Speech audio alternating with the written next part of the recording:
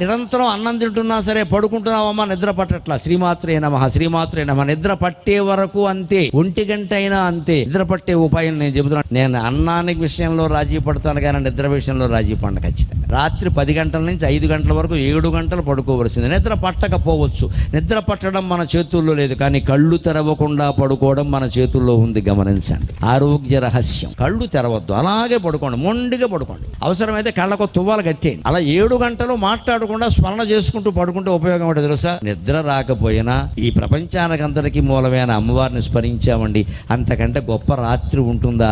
అదే కదా శివరాత్రి. మీ జీవితంలో మిగిలిన రాత్రులన్నీ కాళరాత్రులేనండి. భగవంతుడు స్మరించింది ఒకటే శివరాత్రి. పొద్దున్న మీరు చూసుకోండి, కావాలంటే పరీక్ష చేసుకుని. తెల్లవార్లు నిద్ర పట్టకపోయినా సరే మీరు కళ్ళు తెరవకుండా గుడ్డ కట్టుకుని పడుకోగలిగితే, కళ్ళకి గంతలు కట్టుకుని పడుకోగలిగితే పొద్దున్న ఏ రకమైన అలసట ఉండదు, కళ్ళల్లో ఎర్రజీరలు ఉండనే ఉండవు. మీరు పరిశీలించి చూసుకోండి.